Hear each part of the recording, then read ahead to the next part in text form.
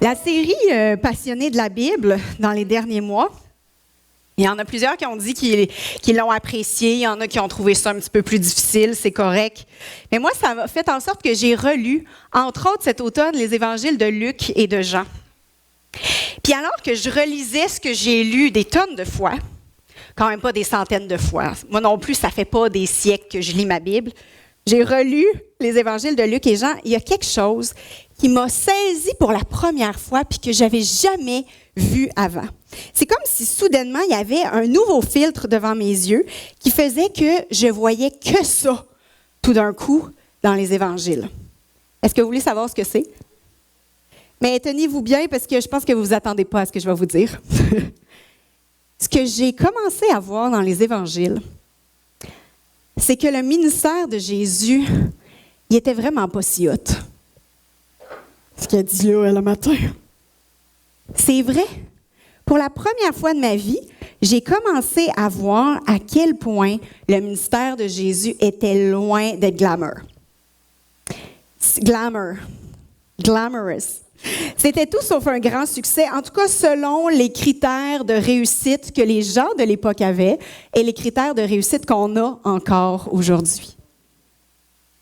Le ministère de Jésus était tellement pas hot qu'on pourrait presque dire que c'était un échec. Presque.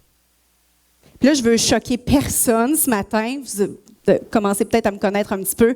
J'aime ça qu'on regarde différemment ce qu'on a toujours compris dans la Bible. J'aime ça, pas tordre les choses, mais juste comme provoquer un peu. Mais c'est pas vraiment mon objectif ce matin. Je vous dis juste, suivez-moi jusqu'à la fin. OK? Mais il faut quand même regarder les choses en face. D'abord, pratiquement toute sa vie, c'est-à-dire 30 ans sur 33 environ, Jésus a été personne. Jésus a fait un métier qui était super ordinaire dans une famille très pauvre d'une petite ville qui était pas mal un trou perdu en Israël. Nazareth, là, c'était rien sur la carte. Puis Jésus n'a même pas fait d'école reconnue à Jérusalem pour devenir un rabbin crédible. Quand on devenait un rabbin comme lui, d'habitude, on allait dans des bonnes écoles. Jésus était à peu près pas éduqué. Je pense qu'on peut mettre le PowerPoint avec le premier point. Jésus a été personne pratiquement toute sa vie. Puis là, son ministère public a commencé à partir de 30 ans. Ça a duré, on estime, environ 3 ans et demi. Puis il y avait des miracles incroyables, c'est vrai. Jésus a fait des miracles extraordinaires. Mais souvent, si on prend le temps de regarder de plus près, on se rend compte que la plupart de ces miracles étaient vraiment discrets. Si on prend par exemple la multiplication des pains et des poissons, Jésus n'a pas fait tomber de la manne du ciel avec du tonnerre et des éclairs. Ça s'est passé simplement à travers la main de ses disciples qui faisaient juste repiger dans le panier puis il y en avait encore. Ça n'a pas fait de bruit tant que ça. Les gens ont fini par s'en rendre compte. Mais quand même, c'était discret. Ou si on pense par exemple à l'homme qui était aveugle, que Jésus a guéri en mettant de la boue sur ses yeux, puis qu'il n'a pas recouvré la vue tout de suite. Jésus l'a envoyé se laver, puis il est revenu ensuite. Il travaillait d'une façon qui était vraiment discrète. C'est étonnant. Puis on se rend compte aussi, si on place les miracles qu'il a fait sur la carte d'Israël, que la plupart des miracles de Jésus se sont passés en fait loin des grands centres. Surtout en Galilée, qui est un petit peu la campagne d'Israël. Si Jésus avait été un tant soit peu stratégique, ou si j'avais été à sa place, moi j'aurais fait ça à Jérusalem, ou encore mieux à Rome. Là, les gens auraient vu ce qui se passe. Là, le mot se serait passé beaucoup plus vite. Mais c'est drôle, Jésus fait sans cesse l'inverse de ce qui serait logique pour être célèbre. Tellement qu'il avait même tendance à disparaître quand les foules commençaient à s'intéresser à lui. On va voir un verset dans Marc 1, un passage, Marc 1, 35 à 37. Ça dit, « Au matin, alors qu'il faisait encore très sombre », ça c'est l'épisode juste après que Jésus a guéri la belle-mère de Pierre. Là, les gens en entendent parler, ils viennent le voir. Jésus fait des miracles, puis le lendemain matin, il y a encore plein de monde qui veulent voir Jésus. Puis là, Jésus a disparu. Qu'est-ce qu'il fait? Donc, au matin, alors qu'il faisait encore très sombre, il se leva et sortit pour aller dans un lieu désert où il se mit à prier. Simon et ceux qui étaient avec lui s'empressèrent de le rechercher. Et quand ils l'eurent trouvé, ils lui dirent, « Mais Jésus, tout le monde te cherche! » On raconte la même chose dans l'Évangile de Luc, chapitre 4, verset 42. Là, on voit que c'est pas juste Simon et les disciples qui cherchent, mais dans la version de Luc, on dit « Lorsque le jour parut, il sortit et alla dans un lieu désert. Les foules se mirent à sa recherche et vinrent jusqu'à lui. On finit par le trouver. Elles voulaient le retenir afin qu'il ne les quitte pas. » Puis on se rend compte, Jésus, il s'en va finalement. Qu'est-ce que c'est ça? Il y a un autre point qui montre que le ministère de Jésus était loin d'être si hot que ça. L'élite spirituelle du pays ne le reconnaissait pas du tout. Jésus ne se tenait pas avec ceux qui auraient dû se tenir. Puis il ne cherchait pas ceux qui avaient la cote niveau spirituel puis ceux qui avaient de l'influence non plus. Il n'a jamais essayé d'élargir son réseau en s'invitant là, un peu au party de rabbins puis de pharisiens pour être un peu plus VIP. Jésus ne fait pas ça. Puis ce qui me frappe aussi, c'est que souvent, face à l'élite spirituelle qui défiait Jésus constamment en lui posant des cols, en lui demandant de faire des miracles pour se prouver, qu'est-ce que Jésus fait? Il ne cherche jamais vraiment à se défendre ou à se justifier, puis il refusait de faire des miracles sur commande pour essayer de leur clouer le bec. On voit un exemple dans Matthieu 16, versets 1 à 4. Ça dit, les pharisiens et les sadducéens l'abordèrent et, pour le mettre à l'épreuve, lui demandèrent de leur faire voir un signe venant du ciel. Il leur répondit, « Le soir, vous dites, il fera beau car le ciel est rouge. Et le matin, il y aura de l'orage aujourd'hui car le ciel est d'un rouge sombre. Vous savez discerner l'aspect du ciel et vous ne pouvez pas discerner les signes des temps. Une génération mauvaise et adultère recherche un signe. Il ne lui en sera pas donné d'autre signe que le signe de Jonas. » Puis qu'est-ce que Jésus fait? Il les laissa et s'en alla. Jésus ne fait rien sur commande. Moi, je peux vous dire, là, en réfléchissant à tout ça, là, si ça avait été moi, j'aurais répondu, je me serais défendu un peu. Je vais leur montrer, moi, qu'ils se taisent, juste pour me justifier un peu. J'ai souvent tendance à faire ça, j'ai un bon caractère. En tout cas, j'aurais tout fait pour essayer de préserver ma réputation, puis faire en sorte que les gens m'aiment, les gens comprennent ce que j'essaie de faire pour pas qu'ils parlent dans mon dos, Mais c'est fou, encore là, Jésus n'en avait rien à faire. Et pire encore que l'opinion négative de l'élite spirituelle du pays, on peut voir, c'est discret dans les évangiles, mais quand même, que les frères et les sœurs de Jésus ne croyaient pas en lui. Même eux ne croyaient pas en lui pendant son ministère de 3 ans et demi. Puis ça, pour moi, quand j'y pense, c'est quand même grave. Parce que tu peux avoir beaucoup de détracteurs puis des critiqueurs autour de toi. On s'entend, ça arrive, Mais si ta propre famille... Bon, OK, ta mère, c'est pas la même chose, OK? Ta mère, c'est pas la même game, elle va toujours être de ton bord, elle, ça compte pas. Mais si ta famille proche te soutient pas, il y a comme quelque chose de louche. Vous trouvez pas? C'est pareil pour les amis de Jésus. Vous savez, sa gang, là, son patelin, la gang de Nazareth, ça a été les premiers à vouloir faire mourir Jésus. Ça a été les premiers qui ont voulu jeter en bas d'une montagne Jésus après qu'il a déclaré publiquement qu'il était le Messie. C'était sa gang. Ceux là, qui l'ont pris et qui l'ont emmené au-dessus de la montagne pour le pitcher en bas, là, dans ce groupe-là, c'est sûr qu'il y avait de ses amis, qu'il y avait des gens qui connaissaient. Il était dans son bled. Même son super cousin Jean-Baptiste, la Bible dit que c'est le plus grand prophète que la terre a porté. Et même lui, ils ont dû grandir ensemble, ils s'aimaient. Même lui se met à douter de Jésus par moments. On peut voir dans Matthieu 11, 2 à 3. Or, Jean, dans sa prison, avait entendu parler des œuvres du Christ. Il envoya ses disciples lui demander, « Est-ce toi celui qui vient ou devons-nous en attendre un autre? » On peut passer vite ce verset-là. Ce que Jean-Baptiste est en train de dire à Jésus, c'est « J'entends des affaires sur toi, là, je ne suis pas sûre. Il semble que ce n'est pas comme ça que le Messie devrait agir. » C'est son bon cousin qui est en train de douter de lui. Hey, c'est tough!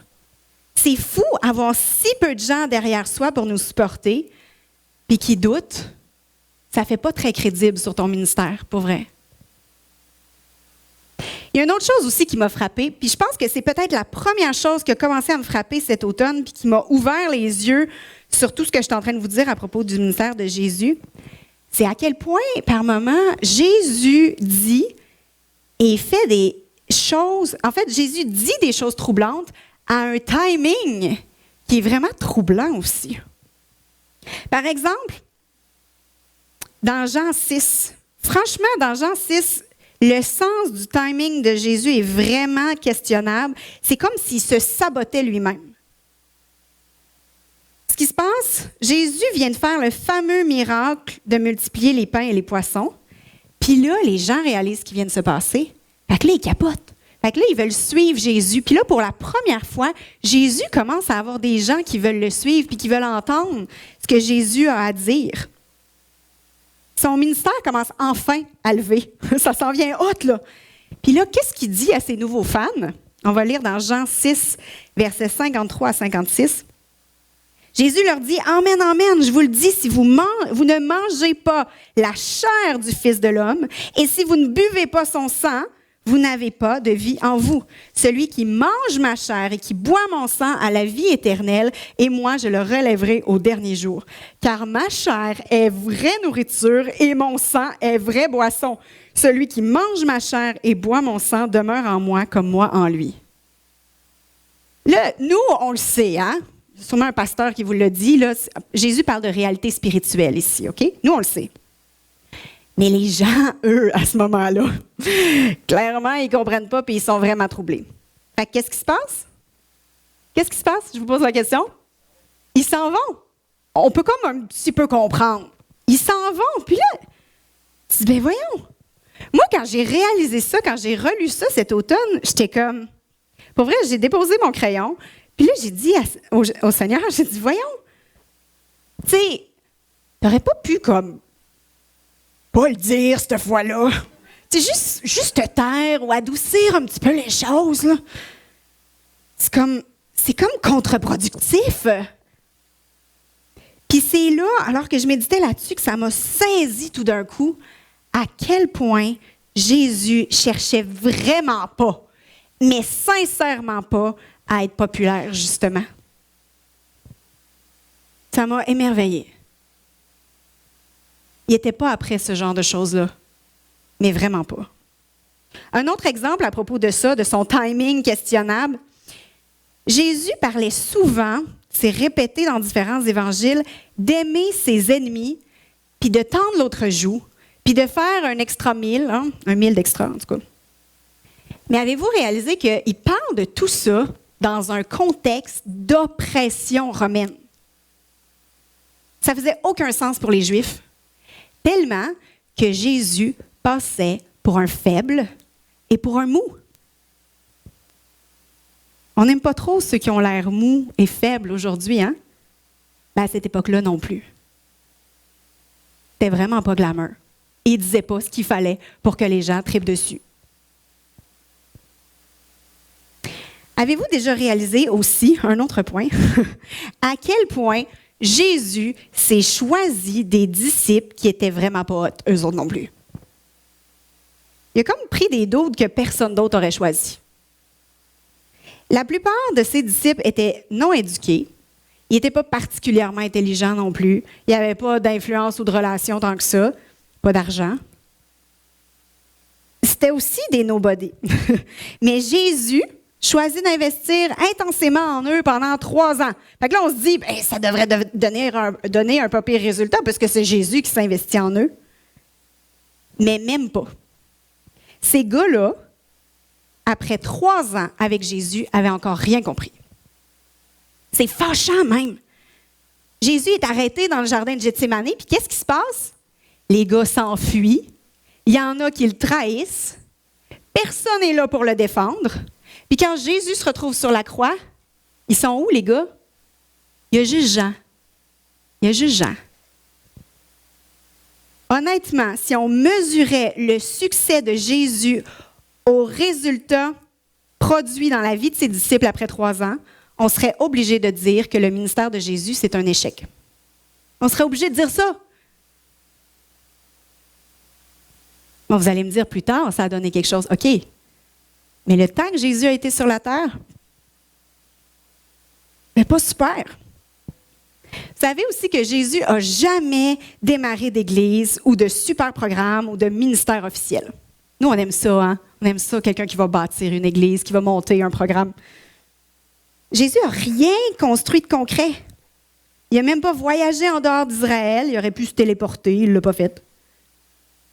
Son impact, alors qu'il était sur terre, a été somme toute très restreint. Mais il y a eu des occasions pourtant. Il y a des gens qui ont voulu le faire roi, comme on peut lire par exemple dans Jean 6, verset 15. Jésus, sachant qu'ils allaient venir s'emparer de lui pour le faire roi, se retira de nouveau sur la montagne seule. Chaque fois, Jésus il fuyait.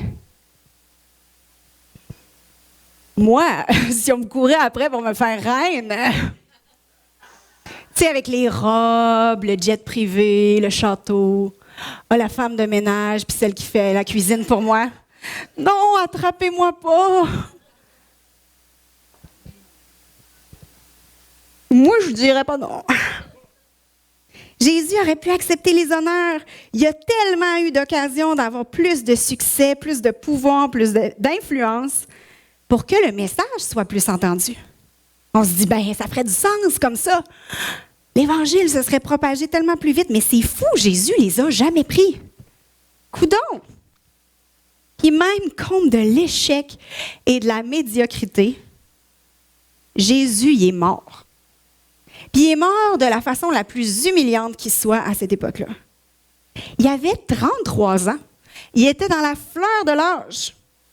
Il aurait pu faire tellement plus encore avant d'aller sur la croix. Mais plutôt, Jésus est allé sur la croix. Son amour pour nous l'a retenu sur la croix. Puis il est mort dans l'humiliation. Pour beaucoup de gens qui ont assisté à ça, même ceux qui avaient cru en lui, à ce moment-là, c'était un échec lamentable. C'était un échec lamentable. On va lire dans Matthieu 27, les versets 39 à 44. Les passants l'injuriaient en hochant la tête. Ils disaient, toi qui détruis le sanctuaire et qui le reconstruis en 3 jours, sauve-toi toi-même. Si tu es le Fils de Dieu, descends de la croix. Et les grands prêtres aussi, avec les scribes et les anciens, se moquaient de lui et disaient, il en a sauvé d'autres, il ne peut pas se sauver lui-même. Il est le roi d'Israël, qui descende de la croix et nous croirons en lui. Il s'est confié en Dieu, que Dieu le délivre maintenant s'il l'aime, car il a dit, je suis le Fils de Dieu. Et les bandits crucifiés avec lui l'insultaient de la même manière. Alors que Jésus vivait le moment le plus humiliant de sa vie, encore une fois, il a refusé d'essayer de prouver quoi que ce soit. C'est pour juste leur donner une petite leçon pour une fois. Il aurait pu débarquer de la croix puis y retourner après, là. Mais même pas. Il aurait pu. Puis, quand je pense à ça, ça me dépasse. Puis, ça me challenge vraiment pour ma propre vie. Vraiment. Jésus essaie si peu de se défendre puis de prouver quoi que ce soit à qui que ce soit. Quand on regarde tout ça, là, tout ce qui est à l'écran en ce moment, tout ce que je viens de vous parler, si on évaluait le ministère de Jésus, puis si on le comparait à nos critères de succès à nous aujourd'hui, ça passe pas le test. Ça passe pas le test. Puis je me disais même cette semaine, puis on faisait des blagues, Jean-Marc et moi là-dessus, si Jésus se présentait aujourd'hui pour être pasteur dans une église de la Beauce, est-ce qu'on voterait pour lui? Je vais vous donner un petit exemple en ce moment. OK. Jésus, c'est ça? OK, je vois sur ton CV que tu guéris les malades, tu chasses les démons. Ça, c'est super. Ça peut attirer des inconvertis à notre église. On aime ça. Mais là, je vois ici, tu n'as pas d'expérience en gestion d'église ou de finances. Il n'y a pas vraiment de relation non plus à l'intérieur des assemblées de Pentecôte. Puis, il faut que je te dise, là, on a écouté certaines de tes prédications sur YouTube, là. C'est bizarre, c'est bizarre. Tu nous donnes des références, là, ouais, il y a des gars que tu as coachés, mais ils ne sont pas fameux. Ta famille ne te soutient pas dans cette démarche-là. Sérieux, je ne comprends pas. Je pense pas que ça va fonctionner. Je ne dis pas que ceux qui évaluent les futurs pasteurs ont l'air de ça, là. C'est juste pour que vous viviez le moment avec moi. Mais avouez quand même. Je ne sais pas si ça vous fait réfléchir. Moi, ça m'a fait réfléchir en Titi, tout ça. Pourquoi est-ce que je vous dis tout ça ce matin? En tout cas, c'est certainement pas pour démolir la crédibilité de Jésus. Au contraire, croyez-moi, je l'aime, mon Jésus. Jésus est la personne la plus extraordinaire que la terre a portée. Jésus était le Fils de Dieu. Il a accompli la chose la plus incroyable qui soit en donnant sa vie pour nous. Est-ce qu'on peut dire Amen maintenant? Vous ne pouviez pas dire Amen à tout ce que j'ai dit avant, là, c'est le temps. Amen! Donc, malgré tout ce que je viens de vous dire, je suis certaine que je ne vous ai pas convaincu. Hein? Jésus était tout sauf un loser. On est d'accord? Fait que si vous êtes d'accord avec ça, il y a quelque chose qui ne fonctionne pas. Si Jésus n'est pas un loser, mais que la façon dont il a vécu sa vie et que ça ne rencontre aucun de nos critères de succès à nous, alors il y a quelque chose qui cloche. Nous, qu'est-ce qu'on définit comme étant le succès? Nous, en tout cas, on aime quand ça paraît bien. Hein? On va se le dire. On aime les gens qui ont une belle apparence, qui sont bien habillés. On a de l'estime pour ceux qui réussissent dans leur entreprise et qui ont de l'argent.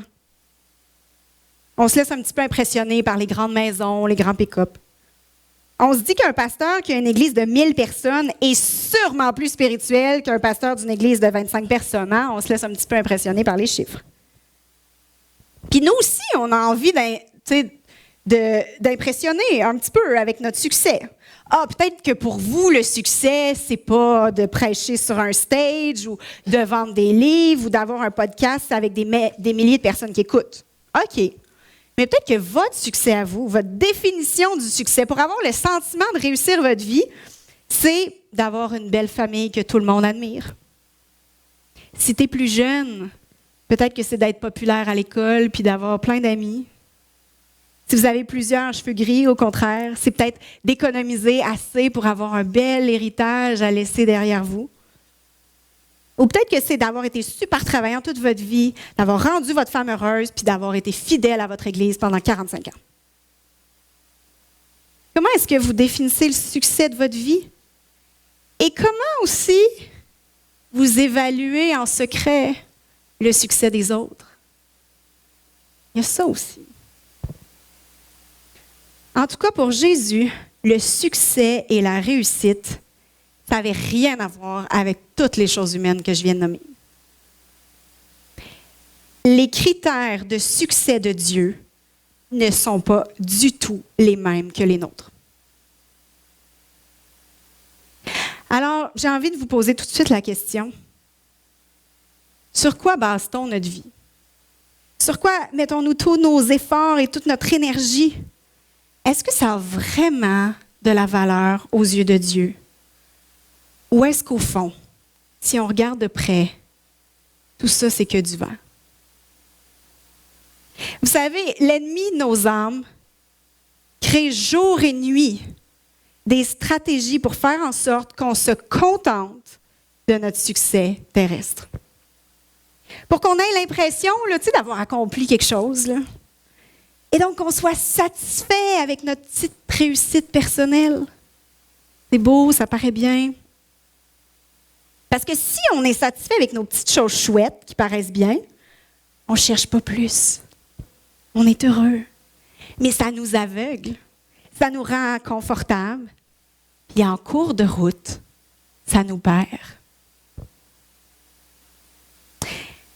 Comprenez-moi bien, là, je crois tout à fait, avec toutes mes tripes, qu'il y a beaucoup de chrétiens qui sont appelés à avoir une grande portée sur cette terre, qui sont appelés à avoir des ministères internationaux, qui sont appelés à faire beaucoup d'argent et à être plus prospères que des non-chrétiens. Je crois vraiment qu'il faut faire très attention de ne pas tirer ces gens-là vers le bas ou de soupçonner qu'ils sont orgueilleux parce qu'ils sont en vue. On n'en a aucune idée. Et je crois vraiment que Dieu veut bénir au centuple les gens qui ont le cœur et les tripes pour gérer leur célébrité. S'ils sont capables de faire ça, Dieu veut leur en donner plus. S'ils sont capables de garder leur cœur humble puis les yeux sur Dieu, Dieu peut tout à fait vouloir leur en donner beaucoup. C'est important de le comprendre. Il y a des chrétiens qui sont appelés à des grandes choses sur terre, aux yeux des hommes et aux yeux de Dieu. On dit souvent le premier sera le dernier va être le premier. Des fois, le premier va rester le premier aussi de l'autre côté. On peut avoir de la célébrité puis bien le gérer. Mais des fois aussi, on peut être le dernier puis on va rester le dernier de l'autre côté parce qu'on n'a pas bien géré notre vie, même si elle était médiocre. Il y a des gens qui sont aussi appelés à passer toute leur vie à tenir à bout de bras une petite église de 10 personnes dans le nord du Québec. Puis ces gens-là vont arriver au ciel, il va y avoir une nuée d'anges qui va être là pour les applaudir. Dieu va les regarder dans les yeux puis il va dire « Bon et fidèle serviteur ». Leur vie va avoir été aux yeux de Dieu, même si peut-être pas aux yeux des hommes, un succès incroyable. Lui va les accueillir avec joie, puis il va avoir des grands honneurs pour eux au ciel. Mais alors la question qui se pose, c'est, dans ce cas-là, c'est quoi le vrai succès, selon Dieu? Je sais que vous la posez en ce moment. Vas-tu nous donner la réponse? C'est quoi le vrai succès selon Dieu dans ce cas-là? Si ce ne sont pas les critères humains, si ce ne sont pas les chiffres, si ce n'est pas le matériel, puis ce qui paraît bien pour nous, c'est quoi?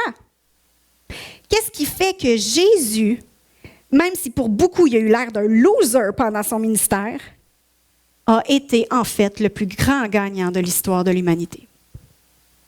C'est quoi le critère?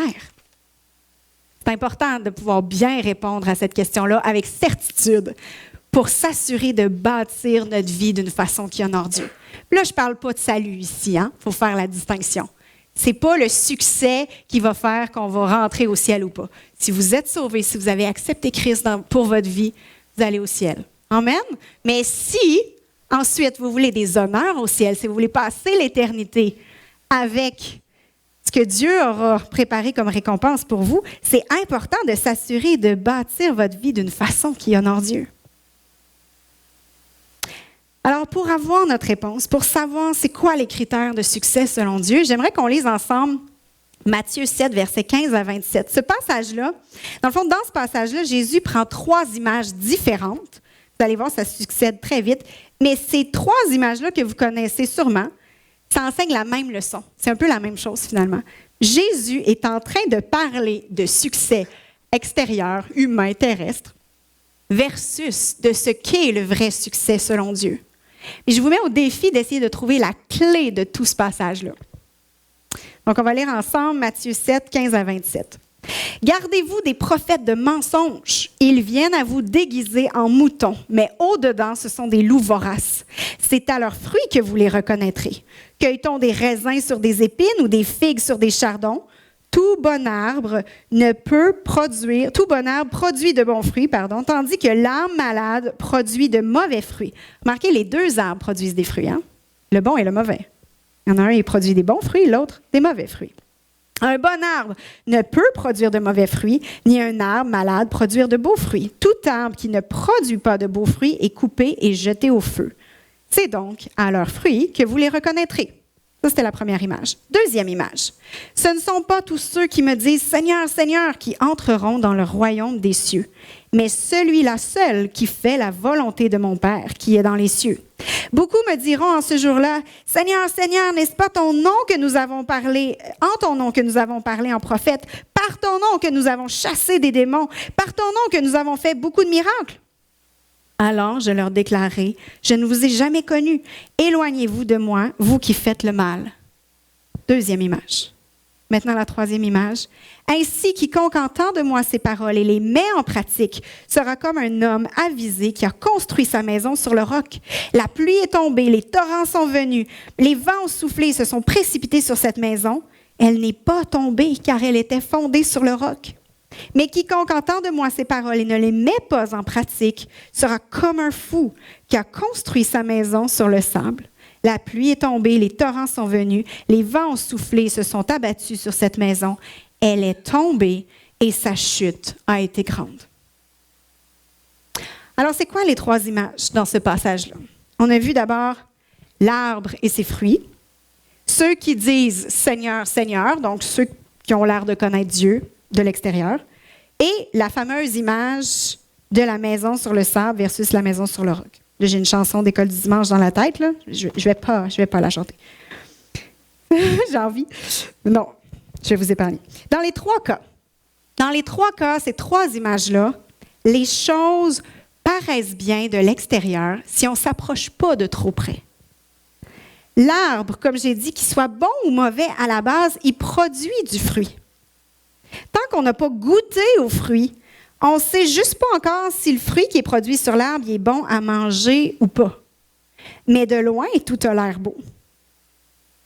Les gens, ensuite, qui ont l'air spirituels à l'extérieur, et même, c'est intéressant dans ce passage-là, qui manifestent des dons spirituels. Même le fait de manifester des dons spirituels ne veut rien dire.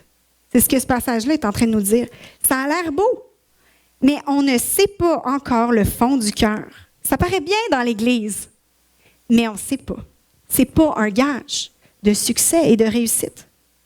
Et la troisième image, les deux maisons. Indépendamment de leur fondation, vues de l'extérieur, ces deux maisons-là, elles sont construites. Ça paraît bien quand même. Si on n'inspecte pas les fondations, tout a l'air de bien aller. On est d'accord là-dessus? Donc, Jésus est en train de dire, c'est pas ce qui pousse ou c'est pas ce qui se construit qui compte. Ce n'est pas à ça que Dieu évalue nos vies. Est-ce que vous avez trouvé la clé du passage? Que vous savez alors à quoi Dieu va évaluer nos vies?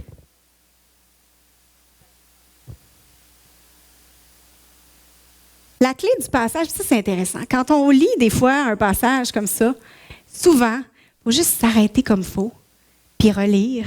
C'est écrit dedans. C'est au verset 21. Le verset 21 est la solution à l'énigme.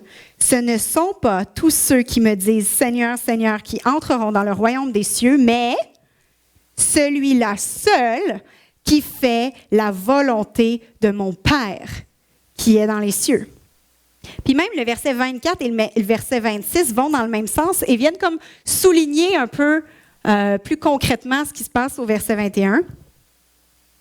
Jésus va dire qu'il faut entendre quelle est la volonté de Dieu, puis la mettre en pratique. C'est ça qui va nous permettre de faire la volonté de notre Père. Donc, le vrai bon fruit de ma vie, une vraie bonne maison construite sur le roc, le vrai gage de succès solide selon Dieu, faire la volonté de Dieu pour ma vie. C'est pas juste de s'abstenir du mal ou de chercher à se sanctifier ou d'avoir l'air d'un bon chrétien. C'est pas suffisant. Il faut faire, c'est un verbe d'action, faire la volonté de notre Père pour notre vie. Et pour faire la volonté de notre Père, ça implique quoi? Ça implique d'entendre pour savoir ce qu'il veut pour nous, pour ensuite mettre en pratique. Donc, une mise en action, ça implique d'avancer avec courage, d'agir aussi, de faire des choix parfois radicaux pour que notre vie avance dans le sens de c'est quoi la volonté de Dieu pour nous. Puis c'est ça que la vie de Jésus a témoigné en fait. Il n'était pas venu pour être populaire. Il n'était pas venu pour avoir des tas de fans. Il n'était surtout pas venu pour faire l'unanimité. Il le savait déjà. C'était pas cette destinée à lui, en tout cas. Peut-être que c'est la vôtre, mais ce n'était pas la sienne. Jésus avait une seule mission. Elle n'était pas glamour du tout, mais c'était sa mission à lui. Heureusement, ce n'est pas celle qui m'est demandée. mourir sur la croix. En passant, il en a profité pour donner un peu l'exemple, pour enseigner puis former les prochains apôtres. Mais sa mission, c'était de mourir sur la croix. Et pour nous aussi, le vrai succès, c'est de devenir la personne que Dieu nous a appelés à être quand il nous a créés. C'est faire ce que Dieu nous appelle, nous, à faire dans le corps de Christ. Peu importe ce qui paraît bien ou ce qui paraît médiocre aux yeux des gens. C'est à ça que va être mesuré notre succès au ciel. Est-ce que tu as fait la volonté de Dieu pour ta vie? As-tu été là où Dieu t'appelait? As-tu fait ce qu'il te demandait? Ou est-ce que tes yeux sont restés fixés sur avoir du succès sur cette terre? Pour certains, ça va vouloir dire avoir une entreprise florissante en restant intègre puis en exerçant la générosité. Puis pour d'autres, ça va vouloir dire aller vivre dans des bidonvilles d'Afrique puis on n'entendra plus jamais parler d'eux. Pour certains, ça va vouloir dire vendre des centaines de milliers d'albums de louanges. Puis pour d'autres, ça va vouloir dire jouer fidèlement avec tout son cœur la guitare tous les dimanches. Seul, pas d'autres musiciens en avant, dans une petite église du nord du Québec. C'est pas glamour, mais c'est ça que Dieu avait prévu pour leur vie. Et ils vont être applaudis au ciel. Gardons-nous de juger. On n'a aucune idée à quoi Dieu appelle les gens autour de nous. Et par contre, on a une solide responsabilité, c'est de s'assurer que notre vie est alignée en fonction des critères de Dieu pour nous et pas selon ce que la société veut nous imposer. Entendre et mettre en pratique. Qu'est-ce que Dieu veut pour ta vie? Moi, je commence à le découvrir. J'espère que vous aussi. Je vais terminer avec une histoire qui m'a beaucoup touchée dernièrement. Alors, je vais vous montrer une photo à l'écran. Ça ici, c'est Brandon Lake. Il a des cheveux longs puis beaucoup de tatouages. Peut-être que certains sont en train de le juger en ce moment. Brandon Lake, c'est un des conducteurs de louanges les plus en vue actuellement. C'est un excellent auteur, compositeur, interprète chrétien. Puis croyez-moi, il a un vrai cœur d'adorateur. Il a beaucoup de succès dans le monde chrétien, mais ça ne change rien à sa passion pour Dieu. Et cet automne, Brandon, je vais l'appeler Brandon comme si c'était mon ami, il a reçu une invitation extraordinaire. Cet automne, il a été invité à participer comme invité spécial à la finale de The Voice aux États-Unis. La Voix, c'est ça. Oui, Jean-Marc voulait que je précise. C'est l'émission La Voix, tu sais, notre petite émission La Voix au Québec, là. Mais avec des millions et des millions de téléspectateurs. Donc, c'est comme méchante plateforme pour sa musique et pour Dieu. Il fait des chants de louange, c'est ça qu'il fait.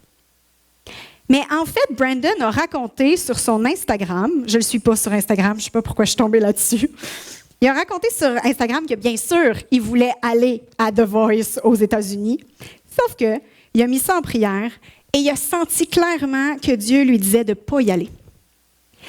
Dieu lui a dit qu'en fait, il voulait utiliser quelqu'un d'autre, un autre chanteur chrétien, pour que le nom de Dieu soit loué sur le plateau de The Voice. Et c'est exactement ça qui s'est passé. En fait, Brandon Lake n'est pas allé à The Voice et finalement, c'est un finaliste de la saison qui s'appelle Bodhi. On va le montrer à l'écran, Bodhi. Moi, quand j'ai vu cette photo-là, j'étais comme... Je ne sais pas à quel moment je suis devenue vieille. Moi, en tout cas, j'aime quand mes souliers fit avec ma sacoche. En tout cas, je réfléchissais à ça cette semaine. Tu sais, je me faisais un petit peu rire. Genre, je suis devenue vieille. Vraiment, je ne suis plus les tendances. Puis là, pendant que je réfléchissais à ça, j'ai réalisé que j'étais en train de plier mes sacs d'épicerie réutilisables. En tout cas, je suis devenue vieille à un moment, puis je ne sais pas quand ça s'est passé. En tout cas. Donc, Bodhi a été un finaliste à la saison 2022 de The Voice et vous pouvez voir, il y a eu un temps de louange extraordinaire sur le stage. Et qu'est-ce que Bodhi a chanté? Un chant de Brandon Lake. C'est cool, hein? C'est quand même cool. Mais ce que je trouve le plus cool là-dedans, c'est pas le temps de louange à The Voice. qui m'a vraiment frappée, c'est que Brandon Lake refuse l'invitation à The Voice. Ça m'a fait beaucoup réfléchir, en fait. Quand nos yeux sont fixés sur le succès dans ce monde, on ne se pose pas vraiment la question, en fait. Si Dieu ouvre une porte pour nous, en fait, non, c'est pas vrai. S'il y a une porte qui s'ouvre, on se dit, ça doit forcément être Dieu. Hein? C'est une nouvelle bénédiction, une étape de plus vers la gloire. Ce serait comme une nouvelle job plus payante, ou une maison, l'occasion d'acheter une maison plus grosse, ou, je sais pas moi, avoir assez d'argent pour un voyage plus exotique, ou une occasion de prêcher sur un plus gros stage. Quand nos yeux sont fixés sur le succès selon ce monde, on saute sur l'occasion puis on ne se pose pas la question. C'est sûrement Dieu qui me bénit. Dieu veut me bénir, il m'aime. Imaginez juste un instant si Jésus avait dit oui à toutes les occasions apparemment glorieuses qui se sont présentées. Premièrement, il aurait été en burn-out. Ça, c'est sûr. Mais je pense, à bien y réfléchir, qu'il aurait fini par dévier de sa mission. Il aurait fait beaucoup de belles choses. Mais est-ce qu'il serait allé sur la croix au final? On dirait que j'en doute. C'est ce qui finit par arriver quand nos yeux ne sont pas au bon endroit. Quand on cherche le succès ailleurs que dans le fait de faire la volonté de notre Père. J'aimerais inviter les musiciens en terminant. Mais quand, à l'inverse, comme Jésus, ou comme Brandon Lake, on peut remettre la photo de Brandon Lake. Quand on fait comme eux et que nos yeux et notre cœur sont sur Dieu d'abord, sur faire sa volonté pour notre vie, alors le succès terrestre, peu importe ce que ça veut dire là, dans vos définitions respectives, ça devient secondaire. Et vous savez qu'est-ce qu'on expérimente d'extraordinaire? On devient libre. On devient capable, face à des belles occasions qui se présentent, de s'arrêter puis de dire, Seigneur, est-ce que ça, c'est ta volonté pour moi vraiment? Ça paraît bien. Moi, j'ai le goût de dire oui. Mais est-ce que c'est ça que tu veux pour ma vie?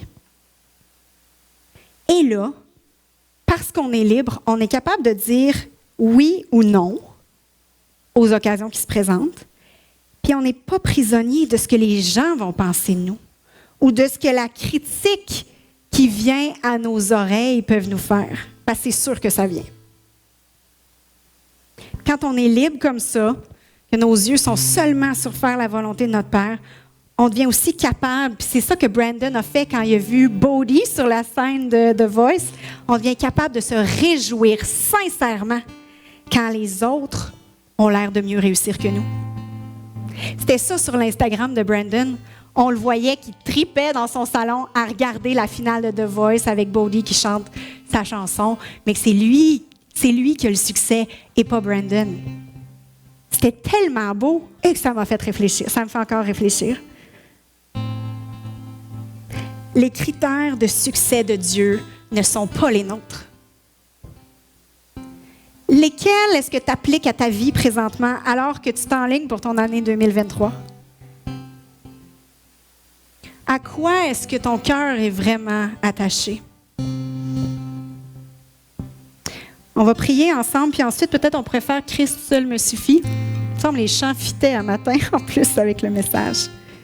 Je voudrais juste prier pour nous. Ça m'inclut tellement. Ce message-là, là, il me brasse les tripes depuis un bon bout de temps. Le Seigneur me l'a dit. « Priscille, tes yeux ne sont pas toujours sur moi en priorité. »